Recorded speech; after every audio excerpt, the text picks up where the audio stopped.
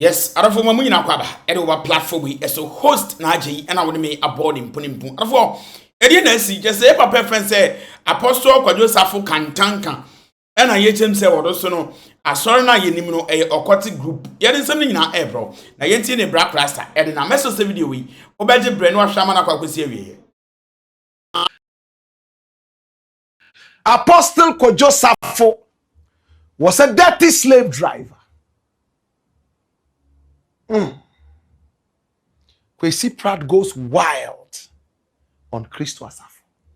They say when a man dies, you don't say bad things about him. I don't believe in that. If he was a bad man, he must be seen as a bad man. When I heard Kwesi Pratt use some of these words as dirty, slave driver, and some of those words, even those he himself agreed that it was a difficult thing for him to say, I just have to step back and say, the truth shall always stand. Kwesi Pratt was on a show on Metro TV. Good Morning, Ghana. And he was asked about Apostle Kwadwo Safo. And he spoke. And I'm sure it broke the back of many. And I'm sure he's received calls. I'm sure he's probably tired of the calls and he's switched off his phone. I tried to reach out to him for more elaboration, but he was unreachable just before we came into the studio. I don't believe in what a lot of Ghanaians say. When a man dies, don't talk ill about him. No, if they were evil, we must speak ill about them. My brother, my sister, that way the living will learn to always be good. Apostle Kwadwo Safo was a powerful man. He was one of those we considered as inventors in Ghana. He did so well. He died at the age of 113, according to the family members. He had a church, powerful church, and he had the biggest cocoa farm in the whole of Ghana, 500 acres of cocoa farm. This is the cocoa farm. Look at the workers. They are going all the way to the cocoa farm. Apostle Kwadwo Safo Kantanka. And when you look at the cocoa farm, look at all these people. Kwesi Pratt will tell us who these people are. Are they farmers? Are they laborers? Who actually are these people? Look at their faces very well. Do they look like farmers? Or they are just dressed like farmers? Were they on a certain mission? Look at the young ladies in there. Do they look like farmers? How do farmers look at all? My brother, my sister, your guess is as good as mine. And listen, there they are singing songs of praise. On their way to the farm, they are singing, hallelujah. Kwesi Pratt has spoken. They are going to the farm. Can I show you the cocoa farm now? My brother, my sister, this is the farm. 500 acres of cocoa farm. And we are told this is the biggest cocoa farm in the whole Ghana. Owned by Apostle Kwadwo Safo Kantanka of Christo Asafo Church, who died at the age of 113. When he died, one of his sons called Akofina. I hear the correct pronunciation is Akofina. And Akofina represents that small sword. You know, that the sword of power. He forcibly, in quotes, got elders to install him as the heir to the throne of Apostle Kwadwo Safo. And whilst he was being lifted like this, gunshots were heard. His own private security shot at his sister, Kwadwo Safo, and bullet pellets ended in her head and also around her ear. We saw pictures of this. We saw her lying on the hospital bed, struggling, crying, My brother, my sister, this was all over the place. The police have gone in, arrested this man and a few other people who were serving him. We're told over 32 shots were fired at Safo's car. And videos have come out. Look at the gunmen. Fire for fire. Safo became the victim. His own sister. Many have bemoaned this. And it was all because of inheritance. Nothing more. Who would inherit our father? The 113-year-old.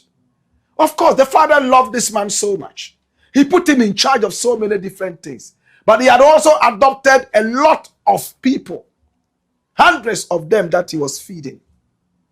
My brother, my sister, Kwesi Pratt was asked to comment on this. And this was what he said. Watch this. Difficult task this morning. But we have to. So we will. There are a number of issues involved in what is happening in the Christo Asafo Church, which are deliberately not being discussed.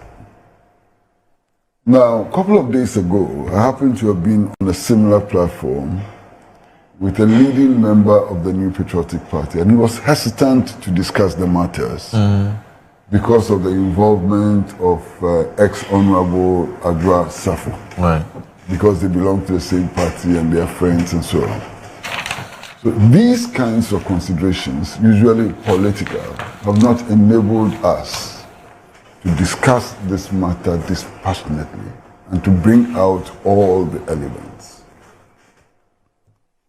Now, if you listen to the contending forces, part of the struggle is about inheritance, property, and so on. And I'm sitting here and I'm wondering, how come? Who acquired that property? Whose sweat led to the accumulation that they are fighting over? I know that Christo Asafo Church had farms, for example, on which church members worked without pay. Fact. Church members volunteered their time to work on the farms and the projects of Christo Asafo and so on, leading to this accumulation. Wow. But when it came to inheritance, it is the children of the apostle who are struggling over the property. How come that the property does not properly, so speaking, belong to the church, but children have an exclusive right of inheritance? That's a huge problem. You see, all of these churches, the huge ones you see around and so on, the beautiful mansions and edifices and so on, they are built by the collective contributions of church members. But in the final analysis, they end up as property for the head pastors and bishops and archbishops, who can will it to their children.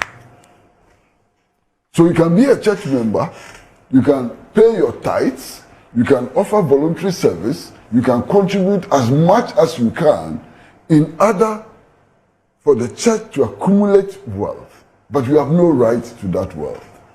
Something is wrong. The children of your archbishop or head pastor or something, who may not have contributed anything to the accumulation of that wealth, inherit that wealth. Something is wrong. I agree. Something is fundamentally wrong. And this dispute should open our eyes to what is wrong with the practice of the churches as businesses. Understand? Some of these churches have built schools, international schools, universities, and so on. The church members whose contribution led to building these institutions and so on, when their children have to go to those schools, they pay through the nose. When the head pastors and archbishops and so on die, that property is inherited by their family. Something is wrong. You understand? Something is fundamentally wrong. And this discussion is not looking at that. You understand? So I find something fundamentally wrong.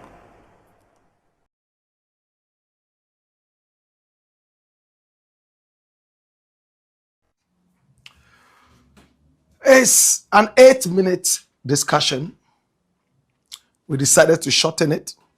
When you go further into the discussion, Kwesi Pratt describes this. Yes, out of all. Now yet was so Eddie Amamua and Yetilimu ye papa apostle. I don't see Occûltic. No, that's sorry no. Nyankopon sorry. Okay. Din na daso no de minimum no. Enye busua dia. Enye busua dia. Enye se ka se wafiri mu nti ne ba dia de. What be that? I'm a cultism. Ayomwa na bi o ma che omuku obi. Na seven predasa se obi kra sesofo obi kra ewuna de so bi se na makra na wo so ache sei. Okura hwan. Ekura esai. O bi da o Bible no mu. Yo me ye Bible mu ade o. Say asori dia o nkom na biem. Asori e na hwe ebi hu ade bi o intentionally no person mu pu abaya no.